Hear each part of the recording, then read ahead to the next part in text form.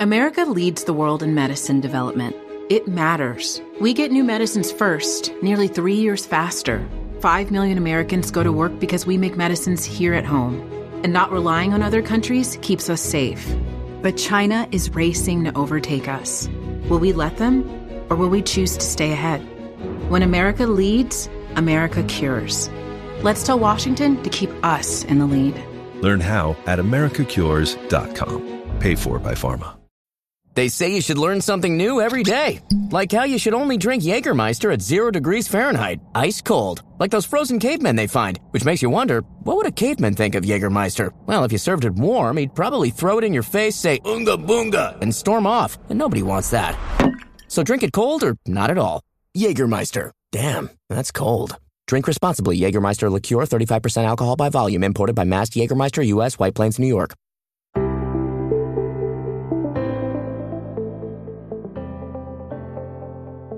Hello and welcome to the Paddock and the Pavilion with me, Stephen Wallis, a show that is all about inspiring stories from horse racing and cricket.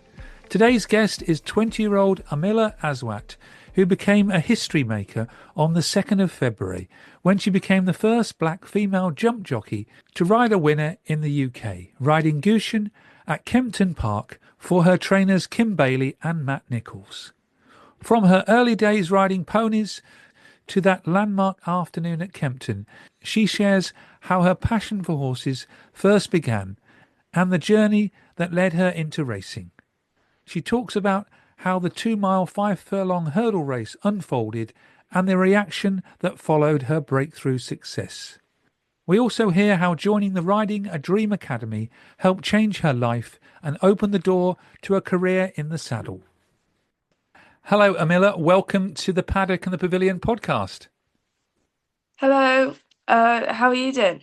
I'm very well, thank you. I must, to start with, thank one of your bosses, Kim Bailey, a previous guest on this podcast, for introducing me to you. Have you had a nice morning out in the sunshine? Oh yeah, I have actually. Yeah. No, it's been a good morning, good work morning. Schooled a couple. Yeah, overall it's been good. Bit of a change from all this wet weather we've been having. Oh yeah, definitely. Yeah. How many horses do you normally ride out in the morning? I'd say about 3 or 4, sometimes 5. Just depends on the day, to be honest. Who's in, who's not. And you've been riding out at Kim's since you were 15, so it's 5 years, is it? Yeah, I think since I was 14 actually. Yeah, it's a good while. Yeah. And you love working for him and now Matt Nicholls?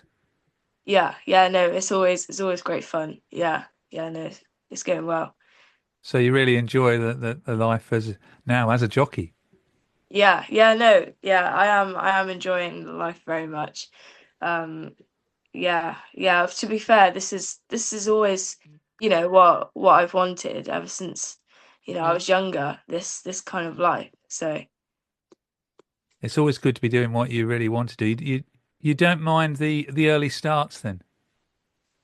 No, I don't mind them at all. I quite enjoy them. Although when I come back from my summer break, it's a bit hard getting back into the swing of it. But once you're going again, I do quite enjoy the early starts, to be honest. Oh, he does let you have a summer break then, does he? This is Kim. Yeah, yeah, no, they do. Yeah, when there's just when all the horses are out on holiday, and there's just nothing really to do. Yeah, that's when we start going on our summer breaks as well. That's when he's going out watching Archie playing cricket, so he's got an excuse, doesn't he? So yeah, exactly. We can give him a bit of stick, but yeah. But congratulations on the win at Kempton on the 2nd of February, riding Guchen for Kim and Matt Nicholls.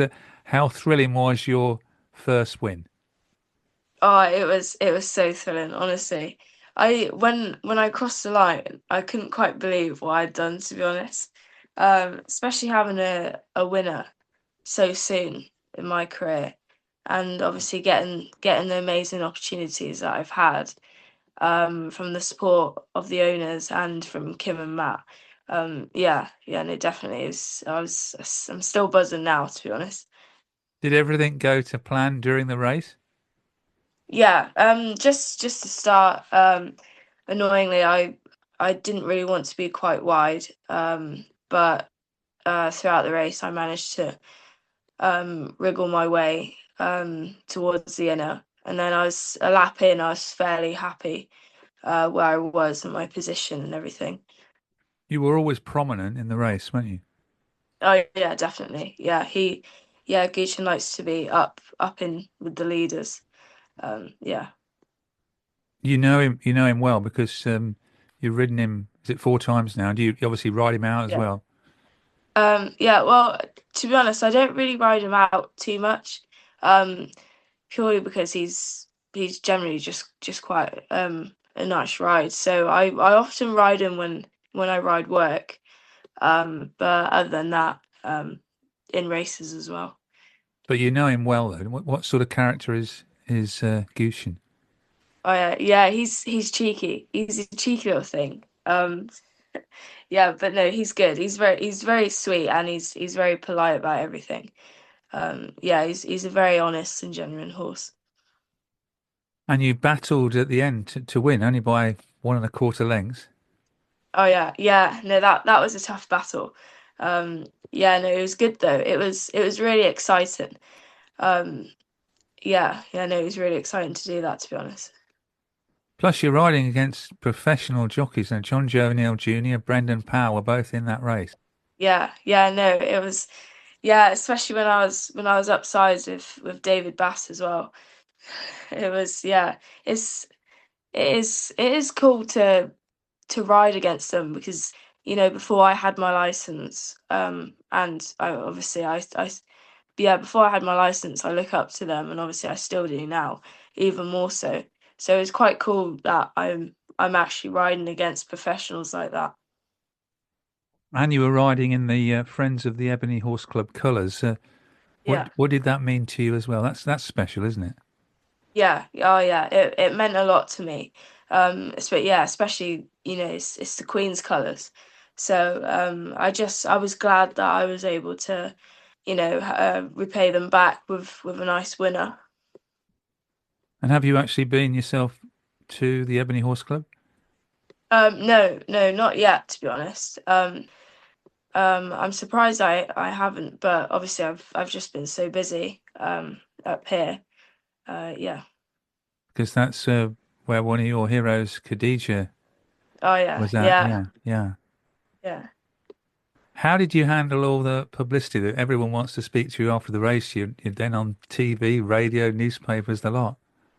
Well, at first it was a bit daunting, but you have to just kind of get used to it. Immediately, obviously when I unsaddled Gucci and had the photos taken. Um, yeah, there was a racing TV camera in my face, and Kim just took me away. He was like, "Come on, let's just get you weighed in first, and then you can do whatever you want." 'Cause it was walking back in. Obviously, I was I was over the moon. I was buzzing. So he just wanted to make sure that I weighed in, and then I could go to the cameras afterwards. Yeah, I can only imagine it's quite daunting when you're Yeah, 20 years of yeah, age and someone's stuffing a microphone right in front yeah, of you when you just got off the yeah. horse. Yeah. No, it can be quite scary, but luckily, obviously, everyone that's interviewed me so far has been very understanding, obviously. So yeah, it's been good from their part. And being the first black female jockey to win a national hunt race in the UK, how do you deal with being a trailblazer, a role model? Yeah, I'd say I handled it quite well actually. It's crazy to think that I'm now a role model because obviously I have and I still do look up to Khadija obviously. But it's crazy to think that now people are looking up to me. It's quite insane, really. Yeah, it's quite a bit of responsibility on your shoulders at such a young age. Oh, yeah, definitely. Yeah, in that sense, it can be a bit scary, but I'm very proud to help people that are similar to me step forward and do what they want to do. And you're surrounded by a good team at Bailey Nicholls to guide you in those sort of things. Yeah, no, definitely, yeah. Everyone here who I work with are very supportive of me, and I'm very grateful for that. Get in the game with the college-branded Venmo debit card. Wreck your team with every tap and earn up to 5% cash back with Venmo Stash, a new rewards program from Venmo. No monthly fee, no minimum balance, just school pride and spending power. Get in the game and sign up for the Venmo debit card at venmo.com/collegecard. The Venmo MasterCard is issued by the Bancorp Bank N.A. Select schools available. Venmo Stash terms and exclusions apply at venmo.me/stash terms. Max $100 cash back per month. I'd just like to take you back to how you first got into race riding. How old were you when you first sat on a horse or pony? I'd say I was probably about 5, maybe 6. How it first started was my dad's friend Imran. He offered if I wanted to have a little sit on a pony as such. And I thought, oh yeah, I've never done that before. I wanna have a go. And then ever since then, I've loved horses. And then it wasn't till I was about 11 that I started pony racing. Borton Vale Equestrian Centre was nice enough for me to have a go on one of their racing ponies around Cheltenham. So that was pretty cool. I'd always loved Cheltenham racecourse. And then ever since then, I just had the need for speed, to be honest. So did you immediately fall in love with a horse or a pony at a very young age? Oh yeah, definitely. No, from that point on, I knew this is something I really wanted to carry on in my life. And as a young girl with Jamaican and Indian heritage, was that difficult, challenging when you first started? Slightly, yeah.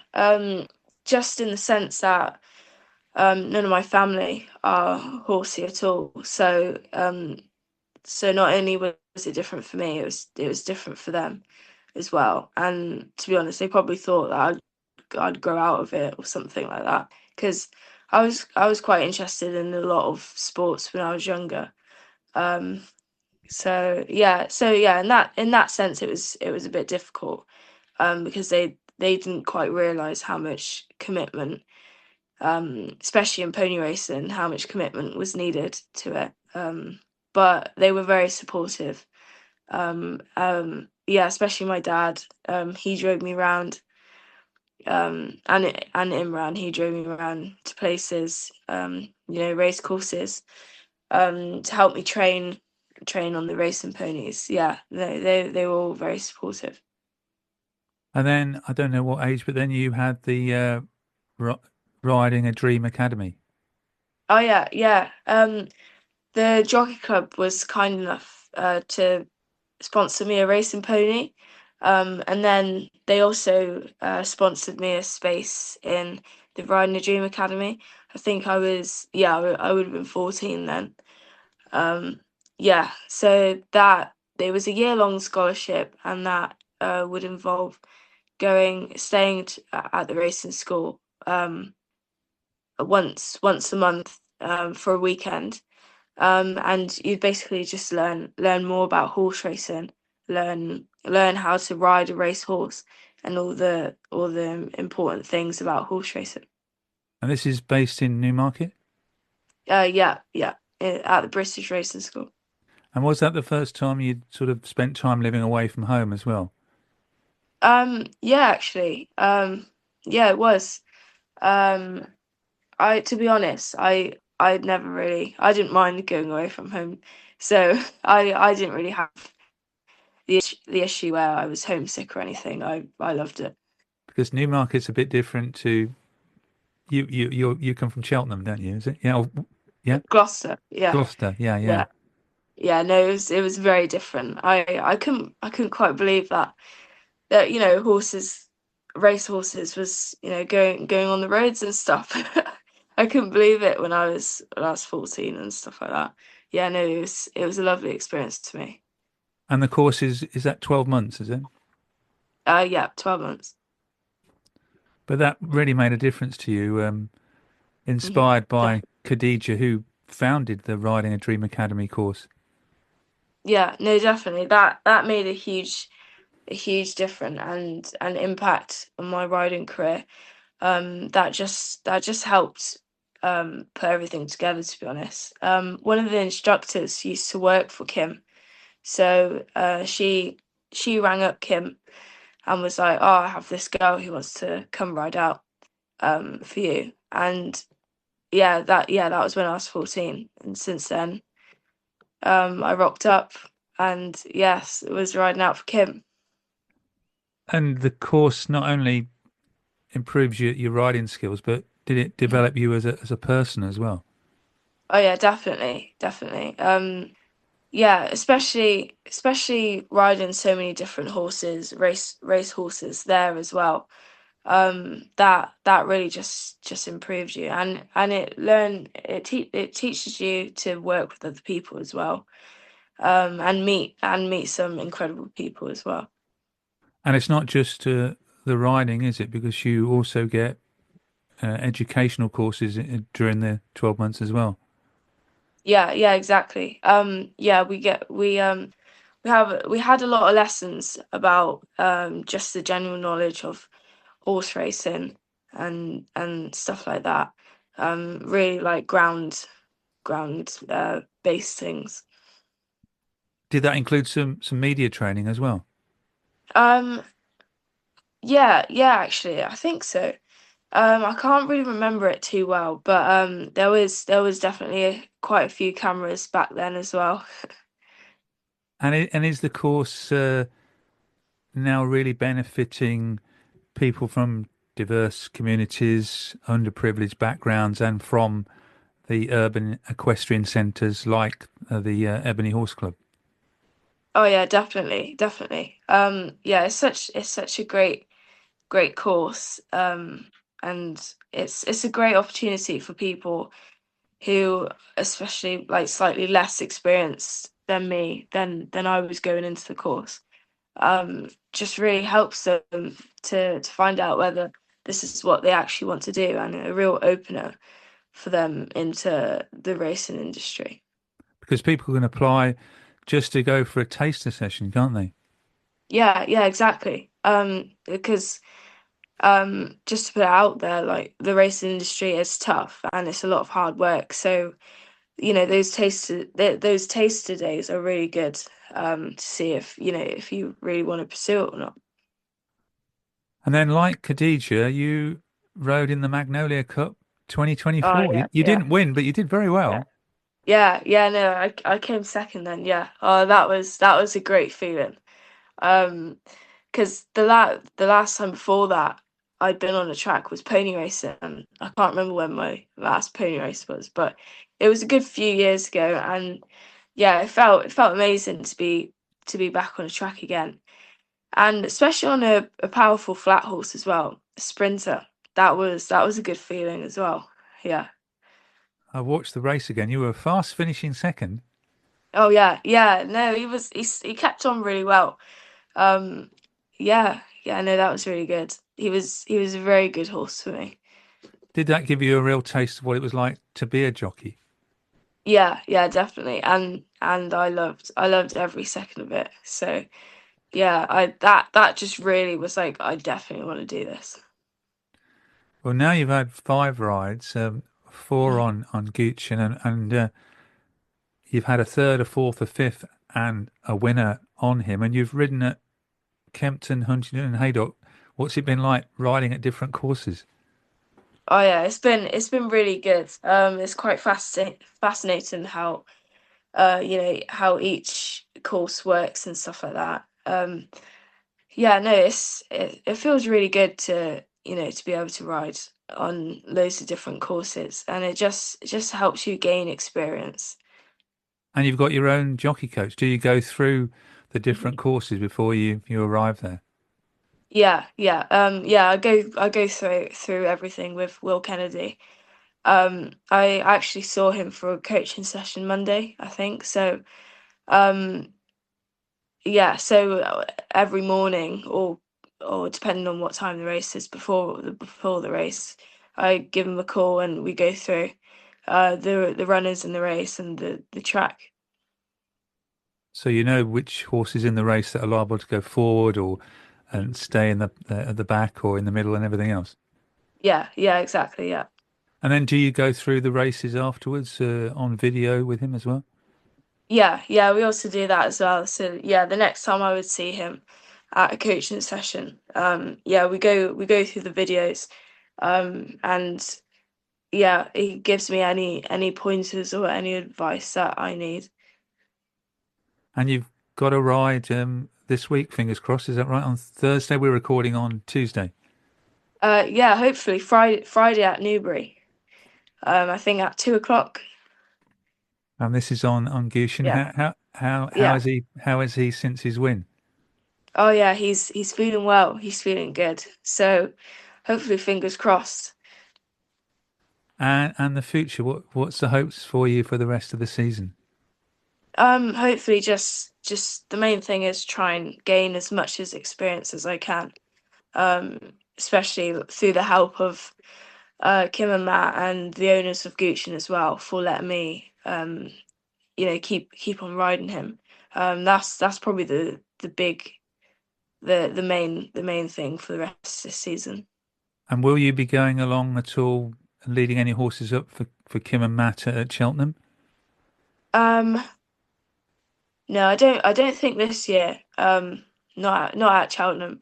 I have a couple of times before, but yeah, not this year. But you'll be following it when you can on the telly.